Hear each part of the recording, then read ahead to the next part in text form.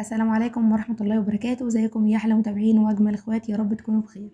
تعالوا معايا النهارده نعمل شوية بوريك بمكونات بسيطة جدا. بكوباية مية دافية بس هنعمل شوية بوريك من بتاع الافران بطريقة سهلة وبسيطة وكمان اقتصادية جدا. مش هقولكم زي بتاع الافران، لا والله دي احلى من بتاع الافران، وكمان مش هيكلفنا حاجة خالص، وهنعمل كمية حلوة جدا. متأكدة من بساطة المقادير وسهولة الوصفة، هتقوموا حالا تحضروه. ينفع بقى كده لانش بوكس، وكمان ينفع على الفطار، وينفع في حاجات كتير جدا. يلا بينا نشوف الطريقة وكمان المقادير. لكن قبل ما نبدأ حابه افكركم لو لسه ما اشتركتوش انزلوا تحت الفيديو واعملوا لايك واشتراك، وكمان فعلوا زر الجرس على الكل عشان لما انزل فيديو جديد يوصلكم اشعار. وزي ما قلت لكم المكونات بتاعتنا بسيطه جدا. في بوله كده هنزل بكوبايه من الميه الدافيه، وكمان هنزل عليها بكوبايه الا ربع من السمنه على الزيت، او السمنه بس او الزيت بس مش فارقه. انا استخدمت نص كوبايه زيت وعليهم ربع كوبايه سمنه علشان الطعم. وكمان هنزل عليهم بمعلقه كبيره من الخميره الفوريه، ما يعادل باكيت من الخميره الفوريه بوزن 10 جرام. كمان هنزل عليهم بمعلقتين كبار كده من السكر، لكن اللقطة دي اتحذفت. وكمان هنزل عليهم ب3 معالق كبار من الصلصة. وما تخافوش خالص من الصلصة، اللي الطعم بتاعها مش بيبان معانا في البوريك. احنا بنحطها النهاردة علشان اللون بس، اللي بتشوفوه ده مش كركم ولا حاجة، ده صلصة. بنزل ب3 معالق بس. بقلب كل المكونات دي كويس كده بالمضرب.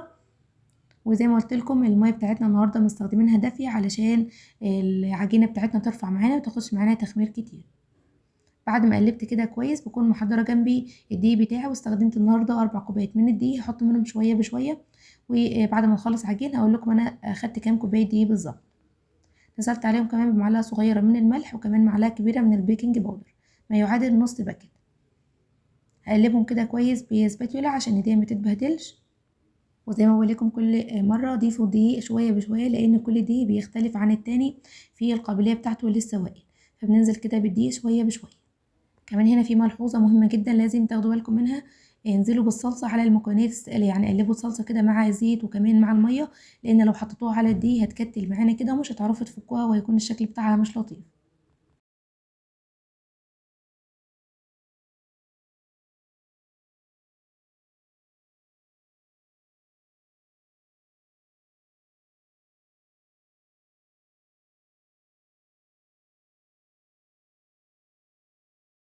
استخدمت النهاردة من ال4 كوبايات حوالي 3 كوبايات ونص من الدقيق.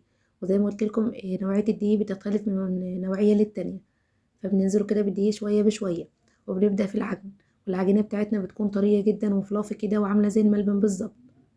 وزي ما بقول لكم كل مره، من سبب من اسباب نجاح المخبوزات ان احنا نعجنها كويس جدا. اعجنوا فيها حوالي 5 6 دقايق كده، لغايه لما توصل للقوام والشكل اللي هتشوفوه دلوقتي. تحسوها بقت ناعمه كده وفلافي معاكم. او ممكن تنزلوا بالعجين على سطح العمل او الرخامه اللي بتشتغلوا عليها، وتبداوا عجن بالشكل ده. هما بيعملوا بريك الافران كده في المخابز. ما شاء الله العجينه طريه جدا ومش بتلزق خالص معانا عشان احنا خادمينها في العجين. والكمية دي بتعمل لكم ما شاء الله مقدار كبير جدا من بوريك الافران. تقدروا تعملوا نص الكمية لو حابين. بعد ما خلصت عجن كده هحط العجين على الرخامة، وهغطي عليها بكيس كده او بالبولة اللي كنت شغالة فيها. هسيبها بس ترتاح حوالي 3 4 دقايق قبل ما اشتغل فيها. مش بنسيبها تتخمر خالص في المرحلة دي. بعد كده بقطعها كده لشرايط كده او رول علشان اقدر اقطعها، لان القطعة بتكون صغيرة جدا. تكون حاجة بسيطة كده قد قطعة زيتون التفاحي كده، يعني حاجة صغيرة جدا. علشان زي ما قلت لكم هنحشيه جبنه، وكمان الحجم بتاعه بيتضاعف في الفرن. وما تنسوش كمان ان بوريك الافران بيكون الحجم بتاعه صغير جدا، لكن لو عايزين تعملوه اكبر من كده مفيش اي مشكله. بنكور كده العجينه بتاعتنا لكور صغيره وبنركنها على جنب ترتاح. مش بنسيب العجينه تتخمر معانا خالص في المرحله دي، لان طبعا ما شاء الله الكميه كبيره وبتاخد وقت في التقطيع وكمان في التشكيل، فهي هتخمر معانا واحنا شغالين. وكمان احنا شغالين بالميه الدافيه، فان شاء الله العجينه هترفع معانا وتبقى زي الفل. بعد ما بخلص العجينة دي تقوير بالشكل ده، بغطي عليها كده بفوطة وببدأ على طول تشكيل فيها، مش بنسيبها تخمر في أي مرحلة من دول. بجيب أي نوع جبنة متوفر عندك، جبنة يكون ملح خفيف، وببدأ إن أنا أحشي بيها البوريك بتاعي. بفرده كده فردة بسيطة، وبعد كده بحط الجبنة وبلفه بالشكل اللي انتوا شايفينه في الفيديو ده. تقدري تعمليه سادة، وكمان تقدري تعمليه محشي. لو هتعمليه محشي هتعملي زي ما بعمل كده، لكن لو هتعمليه سادة هتلفيه كده تبرميه كده وخلاص وتقفليه، علشان يدينا شكل بوريك الأفران بالظبط. بيكون هو ده الحجم بتاعه. هعمل كمان قدامكم شوية بنفردهم كده فردة بسيطة بايدينا. العجينة ما شاء الله طرية كده وملمسها ناعم، مش بتحتاج لا فرادة ولا نشابة ولا اي حاجة. بنفردها كده بايدينا بتتفرد معانا بكل سهولة.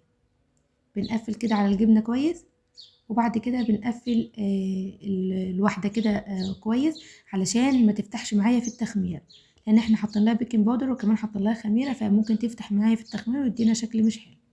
طريقته سهلة جدا، وكمان مكوناته اقتصادية جدا وبسيطة جدا، وكمان سعره بقى عالي جدا في الأفران. فيعملون بقى في البيت بطريقة سهلة وبسيطة، وتتبعوا كده كل الخطوات اللي أنا قلت عليها، وإن شاء الله يطلع معاكم أحلى شوية بريك ممكن تعملوه. بيرمي معانا ما شاء الله كمية حلوة جدا بكوباية إلا ربع بس من الزيت أو السمنة أو الزيت على السمنة. وكمان ينفع كده لانش بوكس، ينفع على الفطار، بينفع في أوقات كتير جدا. بنبرمها كده أو نلفها كده لفتين على إيدينا علشان تدينا الشكل ده. اما بقى عن طريقه التخمير، فالنهارده العجينه بتاعتنا مش هتاخد معانا تخمير كتير، لان طبعا زي ما انتم شايفين بتاخد معانا تقطيع، وكمان بتاخد معانا حشو وتقفيل الوقت. فطبعا الوقت ده كله بيكون او بنحسبه من الوقت بتاع تخمير العجينه. فان شاء الله هترفع معانا كده بسرعه ومش هتاخد معانا وقت في التخمير. بغطي عليهم كده وبسيبهم في مكان دافي يخمروا. واول ما بقى الحجم بتاعهم بيتضاعف حاجه بسيطه، ما اسيبهمش لغايه لما يكبروا قوي، لان لسه هم هيرفعوا في الفرن وحجمهم هيكبر اكتر من كده. تقدروا تخبزوهم كده مفيش اي مشكله، وتعملوا زي انا ما بعمل. بجيب صفار بيضه بحط عليها معلقتين من الحليب او اللبن، احنا بنقوله على الحليب لبن في مصر. وبدهن كده وش البوريك بتاعي، وبنزل عليه بسمسم او حبه البركه او سمسم بس. ممكن تسيبوه ساده كده مفيهوش اي مشكله. بس في هنا ملحوظه، لو هتسيبوه ساده يا ريت ما تحطوش على وشه حبه البركه او سمسم، لانه مش هيمسك كده على الوش، وخساره هيترمي ومش هنستفيد منه. تعالوا بقى نتكلم شوية عن طريقة التسوية المظبوطة في الفرن العادي وكمان في فرن البوتاجاز. لو هتخبزي البوريك بتاعنا في فرن البوتاجاز، يبقى بتشغلي النار على درجة حرارة 160 أو أهدى نار خالص عندك في الفرن. وبتحطي الشبكة في الرف التاني رف كده على طول بعد أرضية الفرن. وبتحطي كده صينية البوريك وبتشغلي النار كده اللي من فوق بتكون على الهادي خالص. الشواية بنشغلها على الهادي خالص. وكمان بنحرك الصينية كده من وقت لتاني عشان ياخد لون موحد زي ما انتوا شايفين.